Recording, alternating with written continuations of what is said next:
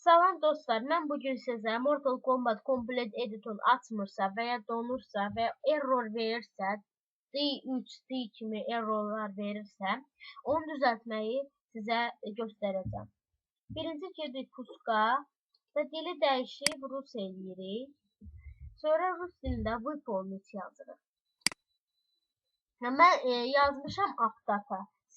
Siz yazın bura updata və açın. Ok. Burada roaming geldi. Roamingin içində onların faylları var və roamingə giririk. Burada isə MKK ev gəldi. Yəni Mortal Kombat Complete Edition. Giririk və burada Dix Diag gəldi. Yəni Dix Diag. Basırıq ona. Məndə baxın dedicated memory sizdə 1024 ola bilər, 10 ola bilər və s. kimi hər rəqəmləri ola bilər, amma siz onu 2048 eləməlisiniz. Əgər donursa, bunu belə eləyirik.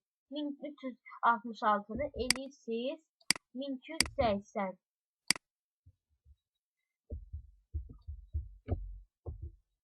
Və 768-i də 720.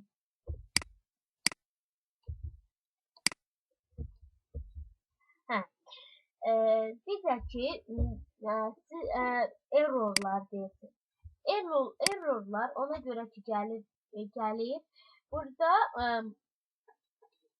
yuxarıda yazılır orada memory 4096 megabayt RAM boş qalır. 4096-nı eləyirsiniz 1024.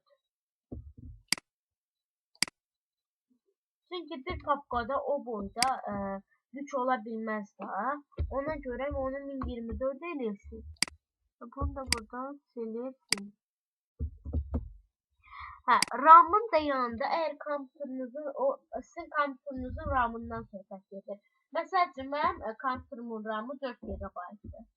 Mən yazıram 4 GB. Sizinki neçə GB-dırsa, onda yazırsınız. Burada belə eləyirsiniz, сохранить eləyirsiniz. Burada bunu все fayl eləyirsiniz. Və orada options gəlir. Options'a basırsınız da belə bir şey gəlirsə, options'da свойства eləyirsiniz və burada только çitenini götürmürsünüz da. Okey. İndi girirsiniz MIT2E'ye ve сохранить edirsiniz. Yəni gəlirsə bu necə deyim sizə, optionsda свойствоya girin. Burada только çiteni bir daha elin və применить və сохранить edirsiniz. Və bu сохранить olur. Beləliklə Mortal Kombat Complete Edition'da sizin oyununuz nə donur, nə error verir, nə də ki oyun açmır elə söhbət olur. Basan kimi girir. Məndən bu qədər. O birisi videolarımda görüşənə qədər. Sağ olun.